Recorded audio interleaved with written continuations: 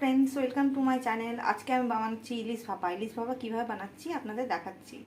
ভাপা ইলিশ করার জন্য উপকরণ লাগছে ইলিশ মাছ। ইলিশ মাছকে ভালো করে ধুয়ে নুন হলুদ মাখিয়ে রেখেছি, আর এতে পেস্ট করে নিয়েছি সর্ষে পোস্ত লঙ্কা দিয়ে সুন্দর একটা পেস্ট করে নিয়েছি। এছাড়াও নিয়েছি কিছু কাঁচা লঙ্কা। কিভাবে ইলিশ ভাপা বানাচ্ছি আপনাদের দেখাচ্ছি। মশলাটা নিয়েছি পোস্ত সর্ষে বাটাটা, এর মধ্যে একটু নুন দিয়ে দিলাম, স্বাদ মতো আপনারা নুন দিয়ে দেবেন। আর একটু দিয়ে দিচ্ছি হলুদ, আর দিয়ে দিচ্ছি একটুখানি চিনি, আর দিয়ে দিলাম একটুখানি সর্ষের তেল।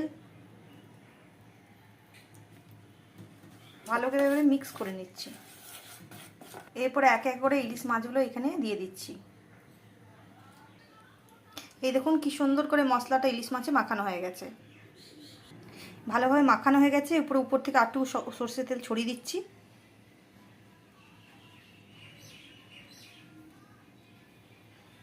আর একটু দিয়ে দেবো কাঁচা লঙ্কা, সুন্দর করে সাজিয়ে দেওয়া হবে মাঝখান থেকে চিড়ে করে।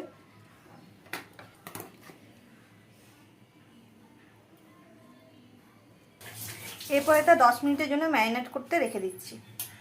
এরপরে জল গরম করতে বসিয়ে দিয়েছিলাম, জল গরম হয়ে গেছে। আর এবার টিফিন বক্সটা বসিয়ে দিলাম ইলিশটা যাতে ভাপা হয়ে যায়। 15 মিনিট ধরে ইলিশটা ভাপিয়ে নেবো ভালো করে। দেখুন আমার ইলিশ ভাপা এবং একদম রেডি। এবার আমি এটা সার্ভ করে দেবো। দেখুন আমার একদম রেডি, রেসিপি রেডি। আমার রেসিপি যদি আপনার পছন্দ হয় আমার চ্যানেলকে লাইক এবং সাবস্ক্রাইব করবেন। দেখা হচ্ছে পরের নতুন ভিডিওতে। Tata, bye bye.